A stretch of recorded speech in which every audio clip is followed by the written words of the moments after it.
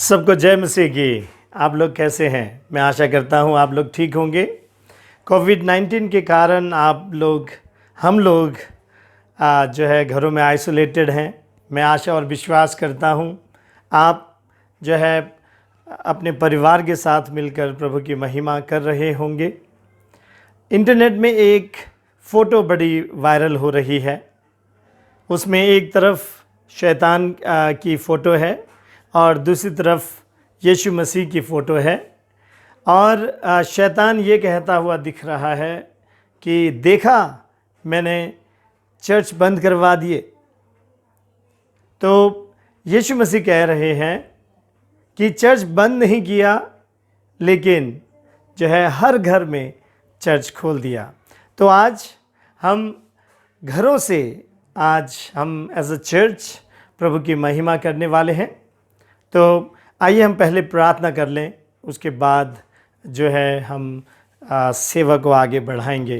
हे स्वर्गीय पिता, हम आपका धन्यवाद करते हैं आज के इस सेवा संगति के लिए। हम फिज़िकली तो हम साथ में नहीं हैं, लेकिन प्रभु फिर भी हम नेट के द्वारा प्रभु आपकी महिमा कर रहे हैं।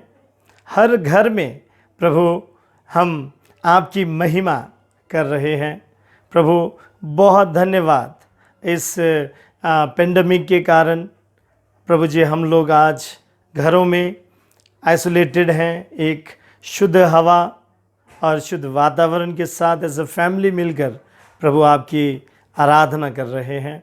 धन्यवाद करते हैं प्रभु, आप ही को महिमा देते हैं। आज की सेवा संगति को आप ही महिमा लीजिए और आप ही प्रभु जी आशीष दीजिए। धन्यवाद। प्रार्थना को प्रभु यीशु मसीह के नाम से मांगते हैं, आमीन। तो ये हम लोग जो है सेवा संगति करते करते आज हम थोड़ा बाइबल रीडिंग करने वाले हैं। हमारी पुष्पा जो है हमें बाइबल रीडिंग में हमारी सहायता करेंगी। प्रभु यीशु क्रिस्त के नाम में आप सबको जय मसीह की। आज मैं बाइबल पुस्तक भजन संहिता 145 का 1 से 21 तक पढ़ने जा रही हूँ, जिसमें इस प्रकार लिखा है। हे मेरे परमेश्वर, हे राजा, मैं तुझे सराहूँगा और तेरे नाम को सदा सर्वदा धन्य कहता रहूँगा। प्रतिदिन मैं तुझको धन्य कहा करूँगा और तेरे नाम की स्तुति सदा सर्वदा करता रहूँगा। यहोवा महान और अति स्तुति के योग्य है और उसकी बड़ाई अगम है। तेरे कामों की प्रशंसा और तेरे पराक्रम के कामों का वर्णन पीढ़ी पीढ़ी होता चला जाएगा। मैं तेरे ऐश्वर्य की महिमा के प्रताप पर और तेरे भांति भांति के आश्चर्य कर्मों पर ध्यान करूंगा। लोग तेरे भयानक कामों की शक्ति की चर्चा करेंगे और मैं तेरे बड़े बड़े कामों का वर्णन करूंगा। लोग तेरी बड़ी भलाई का स्मरण करेंगे, उसकी चर्चा करेंगे और तेरे धर्म का जय जयकार करेंगे। यहोवा अनुग्रहकारी और दयालु, विलम्ब से क्रोध करने वाला और अति करुणामय है। यहोवा सबों के लिए भला है और उसकी दया उसकी सारी सृष्टि पर है। हे यहोवा, तेरी सारी सृष्टि तेरा धन्यवाद करेगी और तेरे भक्त लोग तुझे धन्य कहा करेंगे। वे तेरे राज्य की महिमा की चर्चा करेंगे और तेरे पराक्रम के विषय में बातें करेंगे कि वह आदमियों पर तेरे पराक्रम के काम और तेरे राज्य के प्रताप की महिमा प्रकट करे। तेरा राज्य युगानुयुग का और तेरी प्रभुता सब पीढ़ी तक बनी रहेगी। यहोवा सब गिरते हुओं को संभालता है और सब झुके हुओं को सीधा खड़ा करता है। सबों की आंखें तेरी ओर लगी रहती हैं और तू उनको आहार समय पर देता है। तू अपनी मुट्ठी खोलकर सब प्राणियों को आहार से तृप्त करता है। यहोवा अपनी गति में धर्मी और अपने सब कामों में करुणामय है। जितने यहोवा को पुकारते हैं, अर्थात जितने उसको सच्चाई से पुकारते हैं, उन सबों के वह निकट रहता है। वह अपने डरवैयों की इच्छा पूरी करता है और उनकी दुहाई सुनकर उनका उद्धार करता है। यहोवा अपने सब प्रेमियों की तो रक्षा करता, परंतु सब दुष्टों का सत्यानाश करता है। मैं यहोवा की स्तुति करूंगा और सारे प्राणी उसके पवित्र नाम को सदा सर्वदा धन्य कहते रहेंगे, आमीन। परमेश्वर का वचन पढ़े और सुने जाने में आप सबको आशीष मिले। सबको जय मसीह की। मुझे बहुत अच्छा लगता है, मैं फिर दोबारा पढ़ना चाहूँगा। वो ये है, जो उसे पुकारते हैं, अर्थात जो उसको सच्चाई से पुकारते हैं, वह उन सब के निकट रहता है। जो उससे डरते हैं वह उनकी इच्छा पूरी करेगा। वह उनकी दुहाई भी सुनेगा और उन्हें बचा लेगा। यहोवा अपने सब प्रेमियों की रक्षा करता है, परंतु वह दुष्टों का विनाश करेगा। मेरा मुंह यहोवा की स्तुति करेगा और सब प्राणी उसके पवित्र नाम को सदा सर्वदा धन्य कहते रहेंगे। आमीन। तो प्रभु की महिमा हो। और जो है, आज हम अंतर्विनती प्रार्थना के लिए जा रहे हैं। अंतर्विनती प्रार्थना हमारी निहारिता घरती जो है हमें अगुवाई करेंगी। अंतर्विनती अर्थात मध्यस्थता, अर्थात इंटरसेशन, ये वो प्रार्थना है जो हम परमेश्वर और लोगों के बीच में खड़े होकर करते हैं, इसलिए ये बहुत ही महत्वपूर्ण प्रार्थना होती है। तो हम जब अपने लिए कुछ नहीं मांगते, लेकिन जब लोगों के लिए मांगते हैं, तो उसे मध्यस्थता की प्रार्थना, प्रेयर ऑफ इंटरसेशन कहते हैं। तो इसे जो हमारी निहारिता घरती हमारी अगुवाई कर रही हैं। निहारिता। सबको जय मसीह की। तो आइए हम इस समय प्रार्थना करेंगे। कोरोना वायरस के कारण जितना भी कुछ आजकल संसार में हो रहा है, हम उसको परमेश्वर के सम्मुख रखेंगे और हम इस समय प्रार्थना करेंगे कि हर एक चीज़ के द्वारा जो कुछ भी होता है उसके द्वारा परमेश्वर ही की महिमा उत्पन्न हो। आइए हम सब प्रार्थना करें। हालेलुया। धन्यवाद करती हूँ परमेश्वर आपको आज के सुंदर समय के लिए प्रभु, जो आपने मुझे दिया है प्रभु, क्योंकि आप परमेश्वर सर्वशक्तिमान परमेश्वर है, प्रभुओं के प्रभु, राजाओं के राजा है। ये प्रभु मैं धन्यवाद करती हूँ कि आपने मुझे ये समय दिया कि मैं आपके सम्मुख आकर इस प्रार्थना को रख सकूँ परमेश्वर। हे प्रभु मैं प्रार्थना करती हूँ इस समय विशेष करके प्रभु, जितने भी लोग प्रभु कोरोना वायरस से ग्रसित है प्रभु, आप उन सबको प्रभु आप चंगाई दीजिए प्रभु, क्योंकि यीशु नाम में चंगाई है, यीशु नाम में वो सामर्थ है जो हर एक प्रभु हमें गुनाह से, हर एक पाप से, हर एक बीमारी से छुड़ा सकते हैं। सच में परमेश्वर हर एक चीज़ के द्वारा आपकी महिमा होने पाए। और प्रभु मैं प्रार्थना करती हूँ जितने भी परिवार है परमेश्वर, जिन्होंने अपने परिवार में किसी प्रिय को खोया है प्रभु, उन सभी परिवारों के लिए प्रार्थना करती हूँ प्रभु कि उन सबको आप आशीष दीजिए प्रभु, उन सबके जीवन में परमेश्वर आप अपनी शांति लाइए, क्योंकि परमेश्वर आप यहोवा शालोम है जो शांति के परमेश्वर है। और प्रभु मैं प्रार्थना करती हूँ कि आप उन सबको सामर्थ दीजिए कि वो इस दुख की घड़ी से गुजर सके परमेश्वर। और मैं प्रार्थना करती हूँ प्रभु कि जितने भी लोगों ने अपने आप को इस समय क्वारंटीन करके रखा है परमेश्वर, उन सबको प्रभु आप सुरक्षा दीजिए प्रभु, उन सबके साथ रहिए परमेश्वर। मैं प्रार्थना करती हूँ परमेश्वर कि जितने भी डॉक्टर्स, जितने भी ऑफिसर्स, जितने भी सिक्योरिटी गार्ड्स, जितने भी आर्मी और पुलिस ऑफिसर्स है प्रभु जो लगे हुए हैं इस समय परमेश्वर हम सबकी सुरक्षा के लिए, कि प्रभु आप उन सबको सुरक्षा दीजिए, उन सबको आप आशीष दीजिए प्रभु। ये प्रभु सच में आप अपने जीवनों में आपके कार्य को देखने पाए परमेश्वर। मैं प्रार्थना करती हूँ परमेश्वर कि जितने भी कलीसियाएं हैं प्रभु, जो प्रभु अभी संगति हम नहीं कर पा रहे, इसके चलते परमेश्वर मैं प्रार्थना करती हूँ कि प्रभु आप हमारे विश्वास को आप में दृढ़ रखिए प्रभु, क्योंकि परमेश्वर वो आप ही है जो हमें फॉर्म करते हैं फेथ में परमेश्वर। आप सच में महान है प्रभु। और मैं प्रार्थना करती हूँ प्रभु कि आप हमारे विश्वास को बढ़ाइए प्रभु, क्योंकि परमेश्वर फिलिपियों में प्रभु पौलुस जिस सिचुएशन में गुजर रहे थे प्रभु, वो बहुत ज़्यादा दुख का था परमेश्वर। और वो घड़ी प्रभु जब वो उस जेल के अंदर है प्रभु, परंतु वो फिर भी कहते हैं कि तुम आनंदित रहो। मैं फिर कहता हूँ तुम आनंदित रहो। ये परमेश्वर सच में वो आनंद प्रभु, वो खुशी प्रभु हमारे अंदर हो कि परमेश्वर गॉड इज इन कंट्रोल। परमेश्वर ये चीज़ हम हमेशा याद रख सके, उसके लिए मैं प्रार्थना करती हूँ परमेश्वर। मैं प्रार्थना करती हूँ प्रभु कि हर एक चीज़ के द्वारा परमेश्वर, अगर ये कोरोना वायरस प्रभु अगर आया है इस संसार में परमेश्वर, और जितने भी लोग इसके कारण मरे हैं प्रभु, उन सब प्रभु चीज़ों के द्वारा परमेश्वर मैं जानती हूँ प्रभु आप ही की महिमा होने वाली है प्रभु। और परमेश्वर मैं प्रार्थना करती हूँ प्रभु हर एक चीज़ के द्वारा आपकी महिमा होने पाएगी, क्योंकि परमेश्वर आप सच में राजाओं के राजा है, आप ही महिमा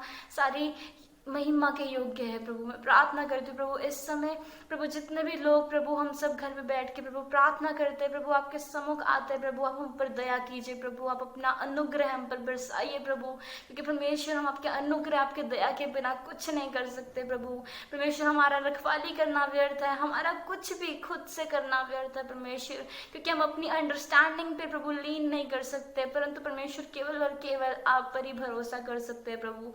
धन्यवाद करती हूँ परमेश्वर इस समय के लिए जब आपने मुझे आपके सम्मुख आने का मौका दिया और आपके सम्मुख आके इस प्रार्थना को रखने का मौका दिया, उसके लिए धन्यवाद करती हूँ परमेश्वर।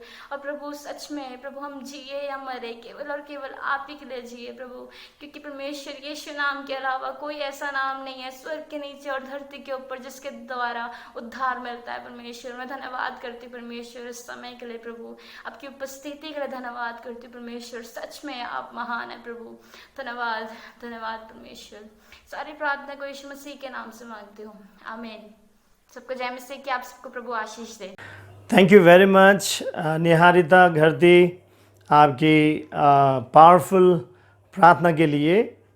जो है अब हम आराधना की तरफ जाएंगे। हमारे भाई प्रवीण और भाई पीटर और अलीशा जो है हमें वर्शिप में अर्थात आराधना में हमारी अगुवाई करेंगे।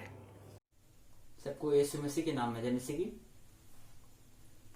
आइए हम आराधना की ओर चले। उससे पहले प्रभु को धन्यवाद करते।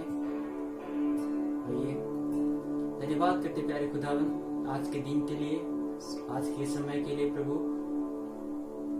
हम तेरी आराधना बंदगी करने के लिए प्रभु तेरे सम्मुख आए हैं। प्रभु इस आराधना को सुन और ग्रहण कर प्रभु। आप ही के हाथ में सौंपते हुए एक प्रार्थना आप ही के हाथ में सौंपते हुए मांगता हूँ प्यारे खुदावन यीशु मसीह के नाम से, आमीन। आइए हम पहला गाना गाएंगे, आराधना में छुटकारा, आराधना में चंगाई।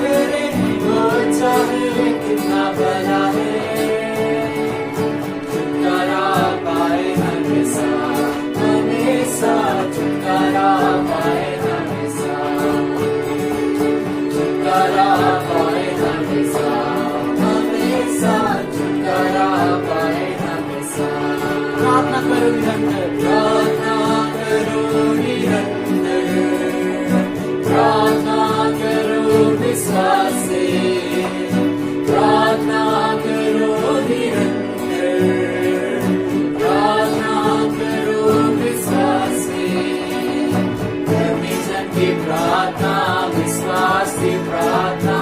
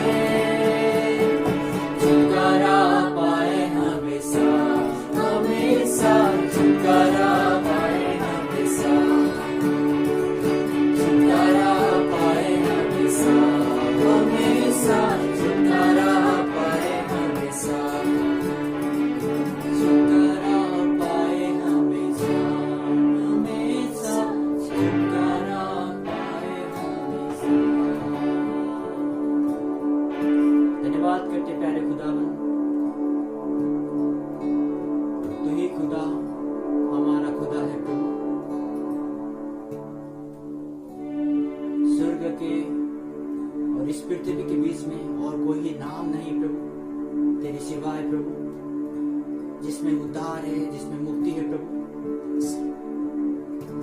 तुम मांगोगे तो सब कुछ पाओगे, तू कहता है प्रभु प्यारे खुदावन। तुम विश्वास करो तो तुम कहो इस पहाड़ को टल जा बोलकर तो टल जाएगा, हट जा बोलोगे हट जाएगा, आदि को थम जा बोलोगे थम जाएगा। पर हमारे द्वारा नहीं प्रभु, परंतु तेरी आत्मा ही के द्वारा प्रभु।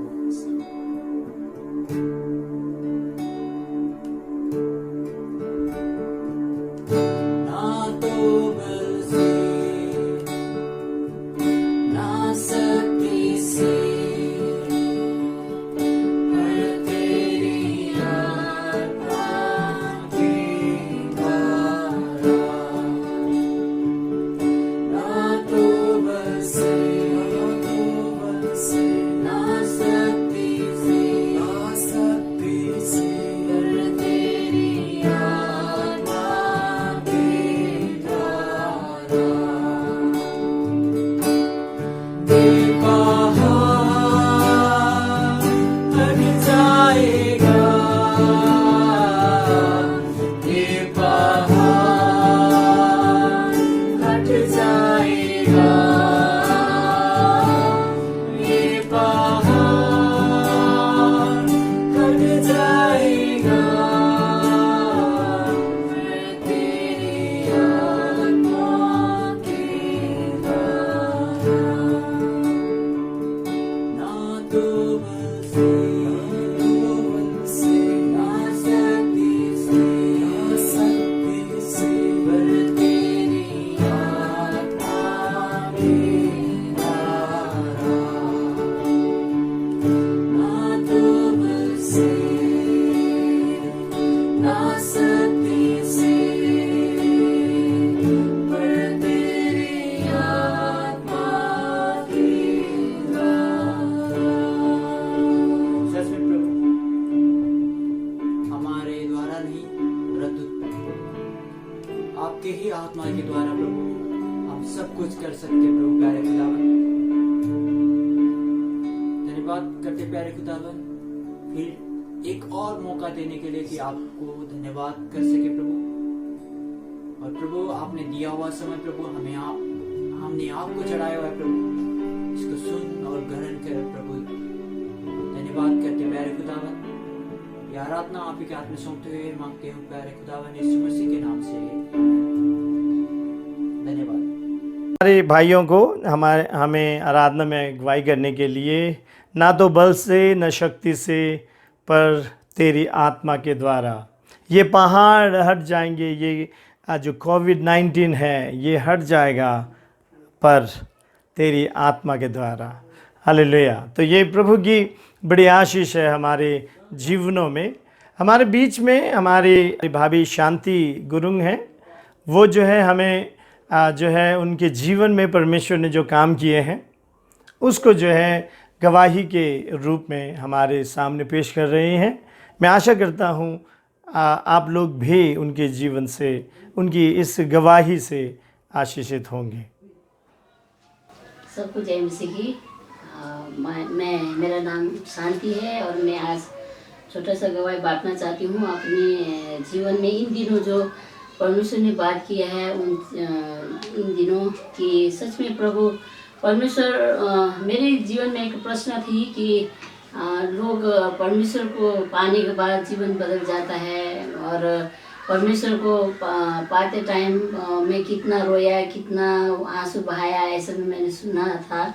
लेकिन मेरे मन में एक प्रश्न था कि मेरे को तो ऐसा कभी भी नहीं हुआ। मैं विश्वास में आई 24 साल हो गया, लेकिन ये 2020 साल में परमेश्वर ने सच में अपने वचनों के द्वारा मुझसे बातचीत किया। और मैं इस साल का वचन मेरा ये था कि यशाया 43 का 10 और 11 वचन, तो उसमें परमेश्वर साफ कह रहा है मेरे को कि तुम मेरे दास हो और मेरे गवाह हो और साक्षी हो। नेपाली में बहुत अच्छा लिखा है, आप लोग भी पढ़ सकते हो उस वचन को। और वहाँ पे कि मुझे परमेश्वर विश्वास दिला रहे कि मैं ही परमेश्वर हूँ और मैं ही मुक्तिदाता हूँ बोल के मेरे को बता रहे। तो इस वचन को मेरे को कि हाँ परमेश्वर सच्चा है और परमेश्वर मुक्तिदाता है बोल के मेरे को समझ में आना चाहिए, इतना तक मेरा सोच था। लेकिन इन दिनों में परमेश्वर सच में वचन ये कि मैंने एक वचन और पढ़ा तो उसमें मेरे दिल को छुआ कि ये होशे 14 अध्याय का 1 और 2 है। तो उस प्रकार मैं पढ़ना चाहूँगी कि हे इज़राइल, अपने परमेश्वर यहोवा के पास लौट आ, क्योंकि तूने अपने अधर्म के कारण ठोकर खाई है। बातें सीखकर और यहोवा की ओर लौटकर उससे कहे, सब अधर्म दूर कर, अनुग्रह से हमको ग्रहण कर, तब हम धन्यवाद रूपी बलि चढ़ाएंगे। तो ये वचन का मैंने नेपाली में पढ़ा था। तो नेपाली में इस प्रकार लिखा गया कि 2 का फर्स्ट वर्सेस में कि वचनहरू लिएर परम प्रभुतिर फर्का। तो मैंने ये मेरे मन में ऐसा हो रहा था कि ये वचन लेके कैसा आना है। तो एकदम से मेरे को याद आया उसी वचन से रिलेटेटिव, मतलब कि परमेश्वर वचनों के द्वारा मेरे से बात किया। तो मेरे को उसी टाइम परमेश्वर याद भी दिला रहा है कि पहला यूहन्ना रचित सुसमाचार पहला का फर्स्ट 1 अध्याय का 14 पद में लिखा है कि वचन देहधारी हुआ। तो मेरे को ये कि हाँ सच में परमेश्वर, ये वचन यानी कि वचन ही परमेश्वर है बोल के मैंने उस टाइम पे मन में ये छुआ मेरे को। तो उसमें ये सिर्फ छुआ, मन में टच हुआ कि परमेश्वर वचन के द्वारा बातचीत कर रहा है मेरे को। तो इस साल का मेरे वचन के मुताबिक मैंने और परमेश्वर को विश्वास करने की बात है और परमेश्वर को और जानने की बात है उसमें। तो मैंने फिर मेरे को ये होशे के उससे और मैं दृढ़ होगी कि मेरे को और परमेश्वर के सम्मुख और जानने के लिए परमेश्वर के सम्मुख मेरे को अपने अपराधों को मानते हुए और अपने पापों को मान लेने से, यहाँ कह रहे हैं कि नेपाली में लिखा हुआ है इस तरह कि 2 में 14 के 2 में, वचनहरू लिएर परम प्रभुतिर फर्क, उहाँलाई भन हाम्रो सबै अधर्म हाम्रो सबै पापहरू क्षमा गर्नुहोस् र अनुग्रहपूर्वक उहाँ हामीलाई ग्रहण गर्नुहोस् र हामी आफ्ना ऊँटको फलहरू चढाउन सकौँ।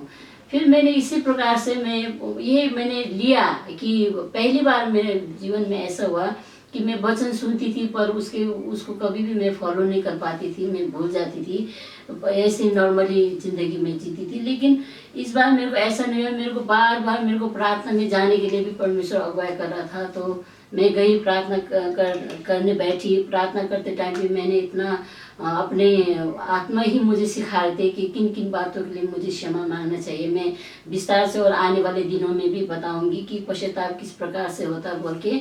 तो मैंने ये आशीष पाई है कि मेरा आज का गवाही कहने का मकसद ही ये है कि परमेश्वर सच में वचनों के द्वारा बातचीत करता है हमारे साथ। आप सबको धन्यवाद। जय मसीह। बहुत धन्यवाद हमारी भाभी शांति को, जिन्होंने अपने जीवन में जो परमेश्वर ने काम किया है उसमें से हम सबको भी एक चुनौती दी है कि परमेश्वर के वचन पर जो है हम ध्यान लगाएं, वचन पर जो है हम मनन करें, क्योंकि वचन हमें शुद्ध करता है। तो बहुत धन्यवाद। आज के वचनों की तरफ जाएंगे जो परमेश्वर ने हम सब के लिए रखा है। तो प्रभु की महिमा हो। और आज हम 3 चीज़ों को देखने जा रहे हैं जो हमें परमेश्वर से दूर करता है। तो आइए हम पहले प्रार्थना करेंगे, उसके बाद हम वचनों की तरफ जाएंगे। स्वर्गीय पिताजी, हम आपका धन्यवाद करते हैं क्योंकि आप बहुत अच्छे हैं। आपकी महानता है कि प्रभु आपने अपने वचनों को प्रभु हमारे लिए दिया है ताकि हम उसे पढ़ें, समझें, उससे आशीषित हों और उसके द्वारा प्रभु हमारा जीवन परिवर्तित हो।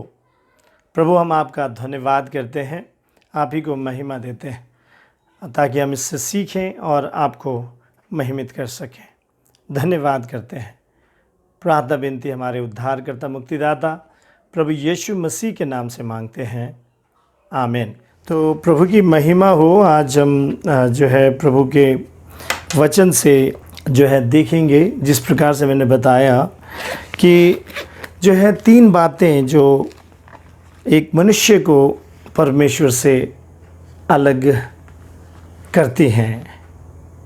तो आपको पता है कि परमेश्वर ने आदम और हव्वा को अपने ही स्वरूप में बनाया। रादर मुझे कहना चाहिए आदम को जो है परमेश्वर ने अपने स्वरूप में बनाया और आदम के पसली में से हड्डी निकालकर हव्वा अर्थात नारी को बनाया।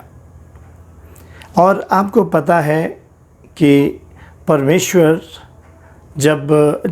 ने जब इनको बनाया उसके बाद अदन के बगीचे में इनको रखा और परमेश्वर का आना जाना उस बगीचे में था और अपने बेटे आदम और हव्वा से मिलने आया जाया करते थे। और परमेश्वर ने आदम और हव्वा को एक आज्ञा दी थी, प्रियजनों, सिर्फ एक आज्ञा कि भले और बुरे के ज्ञान देने के वृक्ष का फल मत खाना, अन्यथा तुम मर जाओगे। और आपको पता है कि उन्होंने क्या किया, और उन्होंने वो खाया और जो है परमेश्वर की आज्ञा को तोड़ दिया। तो इसलिए सबसे पहला मुझे लगता है कि जो चीज़ हमें परमेश्वर से दूर करती है वो है अनाज्ञाकारिता, डिसओबीडियंस। परमेश्वर ने सिर्फ एक पेड़ का फल खाने से मना किया था।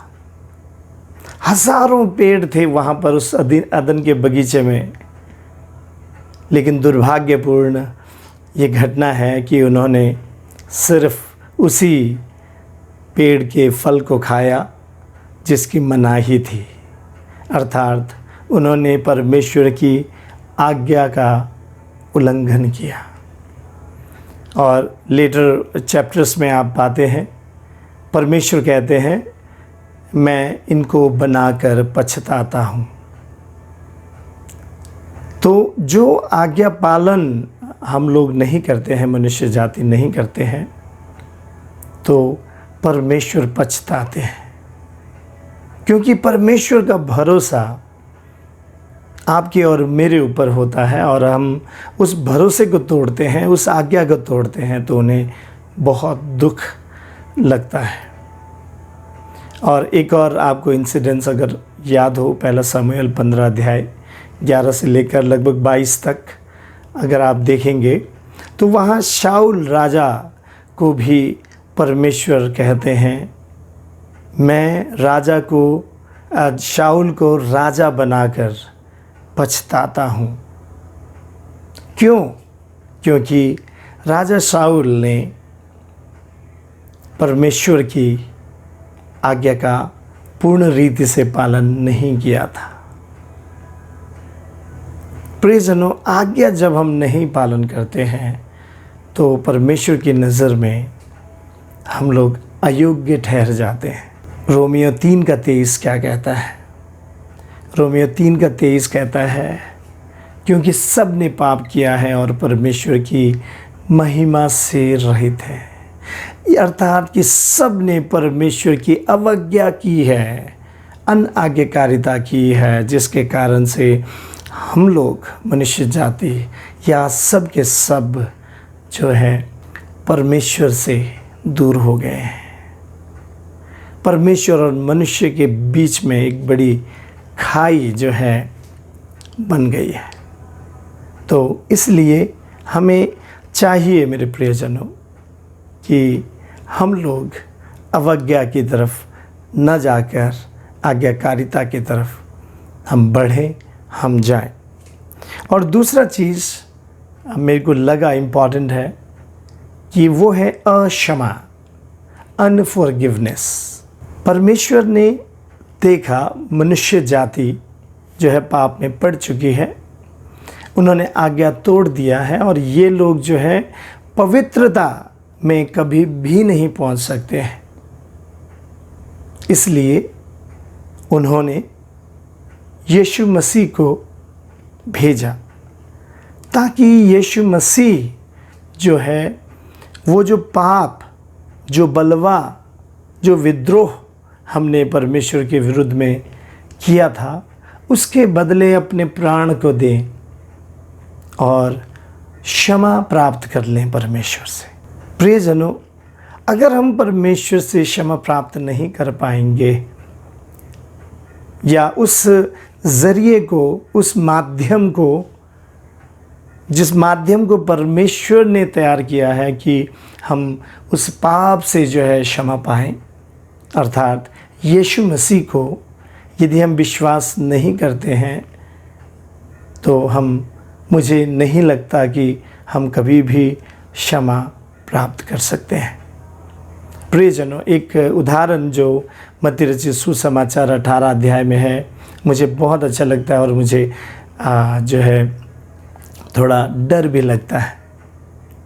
वो आपको अगर याद हो कि मत्ती रचित सुसमाचार 18:21 से लेकर 35 तक एक जो है एक दुष्ट जो सेवक की जो है उसमें उदाहरण है, या एक बोलेंगे तो कहानी है। उसमें मोटा मोटी मैं बता देता हूँ आपको।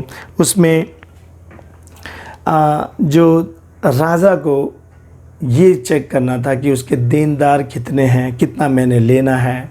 इसलिए राजा जो है अपने बही खातों को खोलता है तो एक जने के पाता है जिसका नाम शाम रख लेते हैं।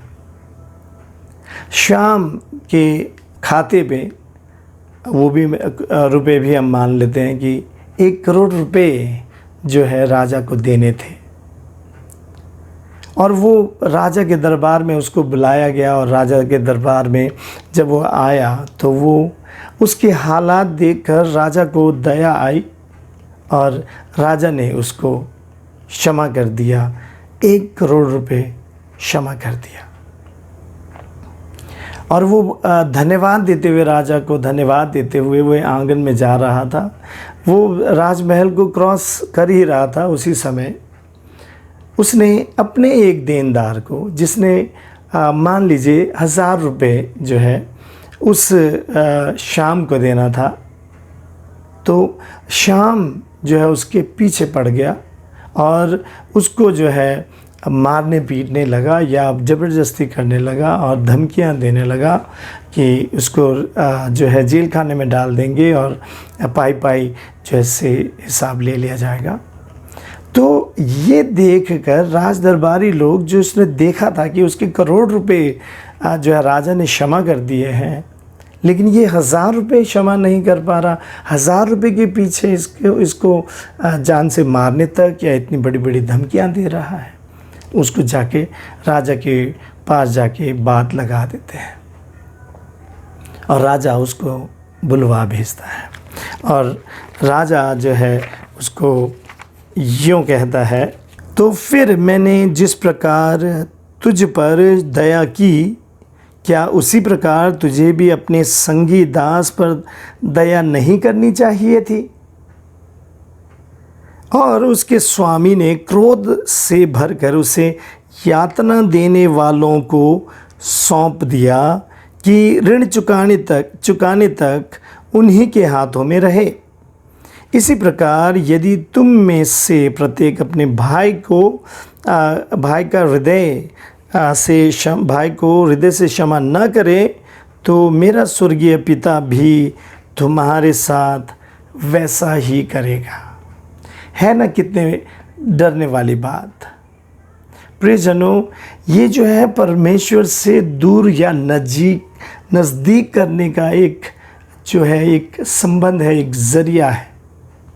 अगर हम क्षमा नहीं प्राप्त करते परमेश्वर से, तो मतलब कि हम उनके साथ रिलेट नहीं कर पाएंगे कभी भी। और उनसे क्षमा प्राप्त करने का क्या है एक मुख्य ज़रिया, कि जितने हमारे अपराधी हैं उनको क्षमा किया जाए। आपने परमेश्वर ने, यीशु मसीह ने जो प्रार्थना सिखाई हम सबको याद ही है, सिखाई, उसमें से जो है 12 में यीशु मसीह ने ऐसे प्रार्थना करने को सिखाया, और जैसे हमने अपने अपराधियों को क्षमा किया है वैसे ही तू भी हमारे अपराधों को क्षमा कर।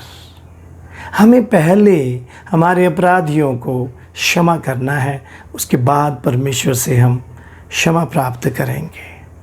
प्रियजनों, परमेश्वर के साथ मिलने के लिए हमें क्षमा प्राप्त करनी आवश्यक है। सबसे पहली बात जो हमने क्षमा प्राप्त की है वो ये थी कि हमें या हमारे लिए यीशु मसीह एक वरदान के रूप में आए, ताकि वो जो है हमारे लिए जो है परमेश्वर से क्षमा प्राप्त कर सके।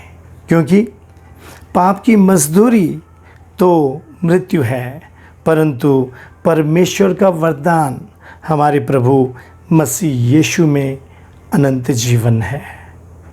कहने का तात्पर्य ये है कि हम पापी थे, हमने अवज्ञा की, हमने बलवा किया, हमने जो है विद्रोह किया परमेश्वर के साथ, परमेश्वर के भरोसे को तोड़ा और जो है हमने पाप कर दिया। और हम इतने पापी हैं कि हम परमेश्वर तक कभी भी नहीं पहुंच पाएंगे या पहुंच सकते थे। लेकिन यीशु मसीह एक हमारे लिए एक वरदान बनकर आए, और जो है हमारे लिए जो है वो उन्होंने परमेश्वर से हमारे पापों के लिए क्षमा को प्राप्त किया, और हमारे लिए अब रास्ता खुला है। लेकिन यदि हम अपने अपराधियों को क्षमा नहीं करेंगे तो प्रियजनों, हमारे लिए भी वो क्षमा जो यीशु मसीह ने कमा के रखी है उसको भी हम शायद गवा देंगे।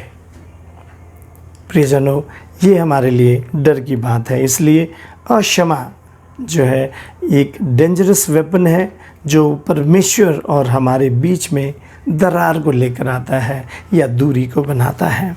और उसके बाद तीसरा जो पॉइंट मुझे लगता है मेन है वो है सिनफुल लाइफस्टाइल, अर्थात जो पापमयी जो हमारी जीवन शैली है, हमारी आँखों के द्वारा, हमारे कानों के द्वारा, हमारे मुंह के द्वारा, सोच विचार के द्वारा जो है हम जो जीवन शैली को अपनाते हैं, जो बातों को हम सुनते हैं, जो गालियाँ हमारे मुंह से निकलती हैं, बुरे बुरे विचार, लालच जो हमारे हृदय में आता है, ये जो है हमें परमेश्वर से दूर करता है।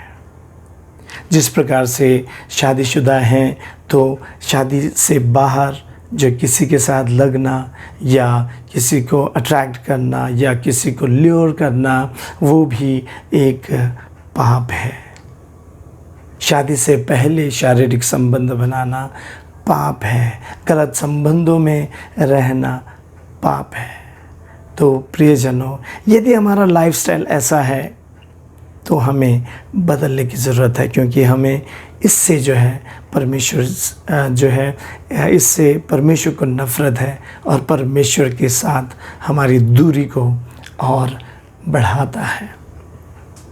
तो ये तीन मैं रिपीट करूँगा दोबारा। पहला था हमारा जो है डिसोबीडियंस, हमारी अवज्ञा, हमारा बलवा जो परमेश्वर के विरुद्ध में हमने किया।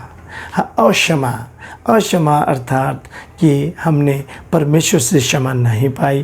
क्यों? सबसे मेन कारण है कि हमने दूसरों को क्षमा नहीं किया या उस यीशु के ऊपर जो ज़रिया था उसके ऊपर विश्वास नहीं किया, और विश्वास न करने के कारण उस क्षमा को प्राप्त नहीं कर पाए। अक्षमा। तीसरा है सिनफुल लाइफस्टाइल। हम जो पाप करते हैं हमारे बोलने के द्वारा, हमारे शरीर के द्वारा, आँखों के द्वारा, लालच के द्वारा, जो है वो एक लाइफस्टाइल है जो परमेश्वर और हमारे अंदर दूरी को और ज़्यादा लेकर आता है। ये तो हमने जान लिया कि हमें परमेश्वर से किस प्रकार से कौन कौन सी चीज़ें जो है हमें परमेश्वर से दूर करती हैं। अब क्या करें? हम परमेश्वर से दूर हैं, क्या करें? प्रियजनों, एक चीज़ जो मैं आपको बताऊं, परमेश्वर जो है हमेशा हमेशा जो है परमेश्वर हमारे साथ संबंध को बनाना चाहते हैं और चाहते रहेंगे। He is longing to have relationship with us. वो परमेश्वर जो है बहुत ही उत्सुकता से हमारे साथ संबंध को जो है हमारे साथ के उस प्रेम भाव को जो है वो प्राप्त करना चाहते हैं या उसको रिलेशनशिप को बनाना चाहते हैं।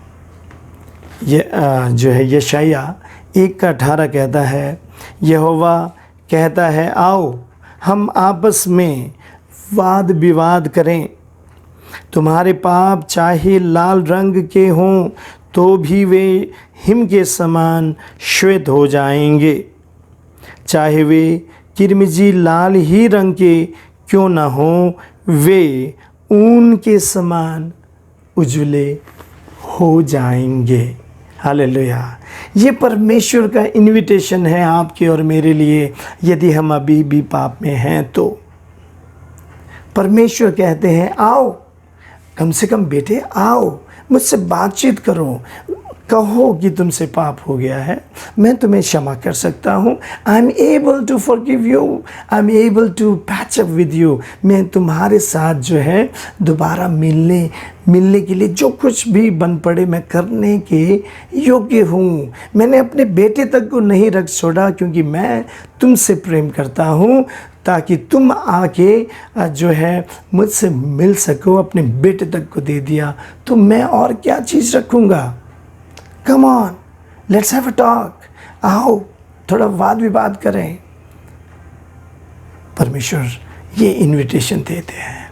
चाहे मेरे प्रियजनों हमें लगता है कि बहुत ही गूढ़ा हो गया है, बहुत ही डीप हो गई है हमारे पाप, तो यदि हम परमेश्वर की इस इनविटेशन को सुनते हैं और उनके पीछे चलते हैं, अर्थात उन्होंने जो माध्यम दिया है उसको हम फॉलो करते हैं, अर्थात यीशु को फॉलो करते हैं, तो वो कहते हैं तुम्हारे पाप चाहे लाल रंग के क्यों ना हो, बोला मैं हिम की नाई जो है श्वेत कर दूंगा।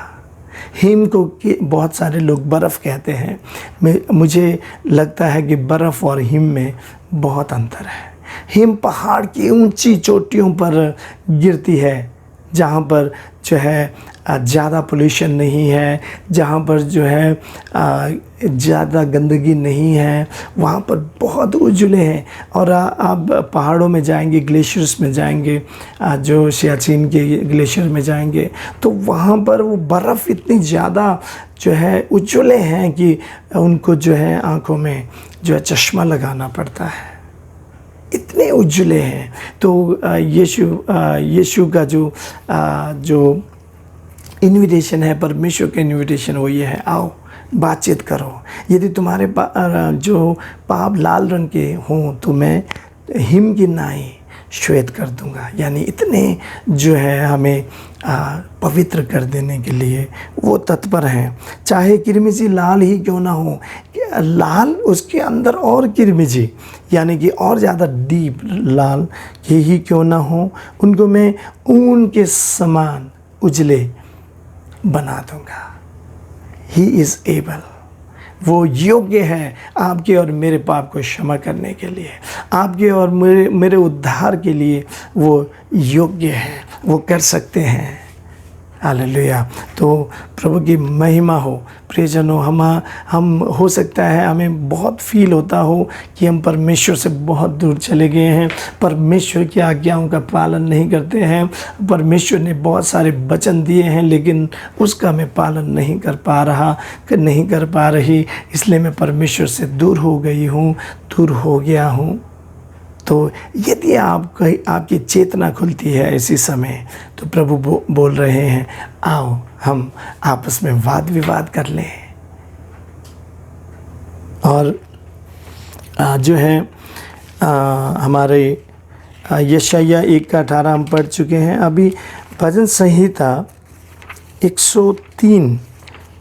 103 का 12 हम पढ़ें। उदयाचल से अस्ताचल जितनी दूर है, उसने हमारे अपराधों को हमसे उतनी ही दूर कर दिया है। हालेलुया। दूर कर दिया है उन लोगों के लिए जिसने यीशु मसीह जो ज़रिया है परमेश्वर के साथ मिलने का, परमेश्वर के साथ मेल मिलाप करने का जो ज़रिया है, उनको जिसने विश्वास कर लिया है, उनके पाप जो है उदयाचल से अस्ताचल यानी कि पूरब से पश्चिम जितनी दूर है, आपको पता है कि इनका कोई अंत नहीं है। इतनी दूर जो है वो हमारे अपराधों को वो कर सकता है। प्रियजनों, परमेश्वर का हाथ इतना छोटा नहीं हो गया कि वो तेरा उद्धार ना कर सके। उनके कान इतने बहरे नहीं हो गए हैं कि हमारी पुकार को ना सुन सके। लेकिन ये हमारे पाप हैं जो है परमेश्वर को हमारे से दूर कर देता है। प्रियजनों, हमें ये समझने की ज़रूरत है कि हमारे पाप जो है परमेश्वर से हमें दूर कर रहा है। यशाया 59 का 1 और 2 मैं आपके लिए पढ़ रहा हूँ। देखो, यहोवा का हाथ ऐसा छोटा नहीं है कि उद्धार न कर सके, न ही उसका कान बहरा है कि वह सुन न सके, परंतु तुम्हारे अधर्म के कामों ही ने तुम्हें तुम्हारे परमेश्वर से अलग कर दिया है और तुम्हारे पापों के कारण उसका मुख तुमसे छिप गया है, जिससे वह नहीं सुनता। प्रभु का हाथ इतना छोटा नहीं हो गया कि आपको उस जो है दलदल से ना निकाल सके। प्रभु इतने बहरे नहीं हो गए हैं कि आपके पुकार, आपके वो डेस्परेट कॉल को जो है जवाब ना दे सके। परमेश्वर अवेलेबल है। परमेश्वर का वचन कहता है, परमेश्वर की आंखें धर्मियों के ऊपर और परमेश्वर के कान जो है धर्मियों की प्रार्थनाओं पर जो है लगी रहती है। प्रियजनों, सिर्फ एक चीज़ है जो हमें अलग करता है, वो है पाप। इसलिए उस पाप से निवारण के लिए हमें यीशु मसीह के ऊपर विश्वास करना होगा। प्रेरितों के काम 10 का 43 को पढ़ूंगा। उसमें इस प्रकार से लिखा है, सब नबी उसकी साक्षी देते हैं कि प्रत्येक जो उस पर विश्वास करता है उसके नाम के द्वारा पापों की क्षमा प्राप्त करता है, पापों की क्षमा पाता है।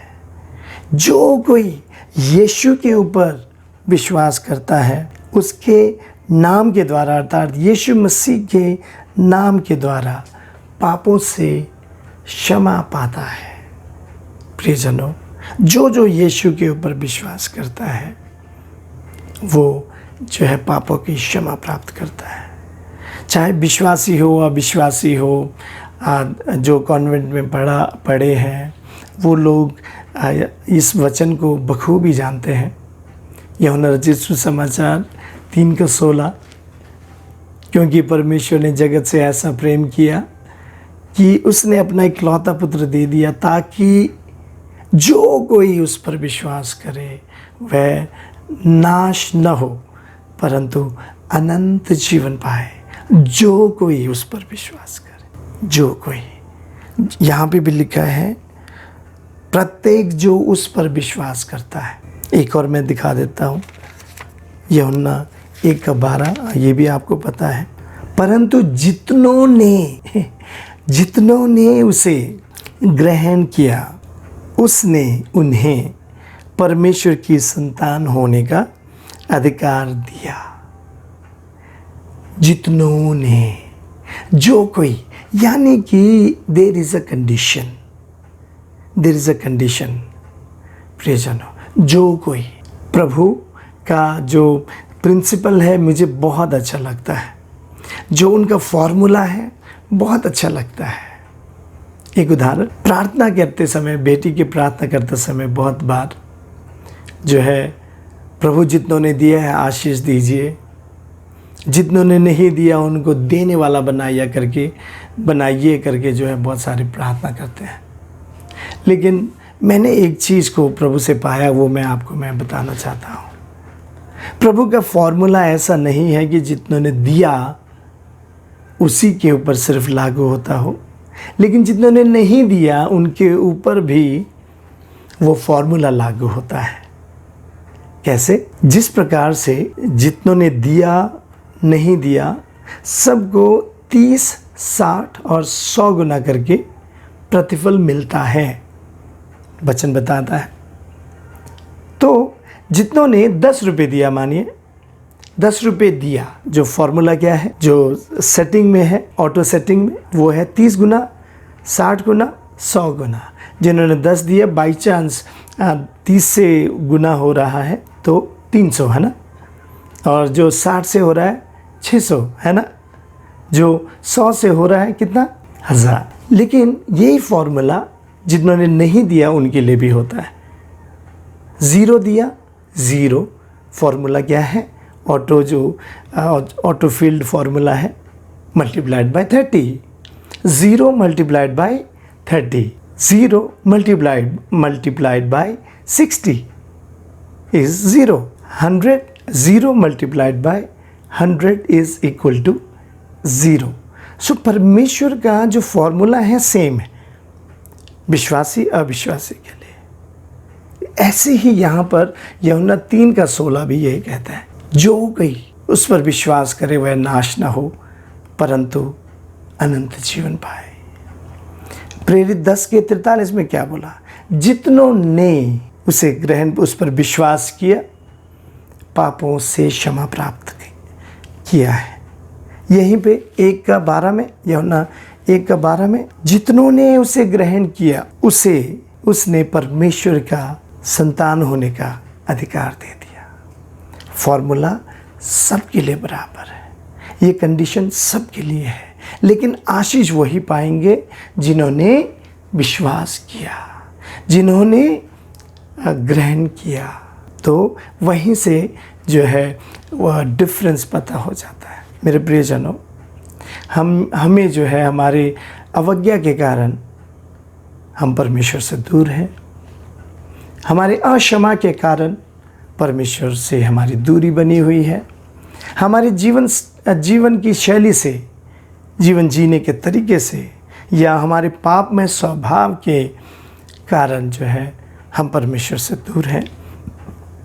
इसलिए परमेश्वर हमें बुलाते हैं और कहते हैं वाद विवाद करेंगे।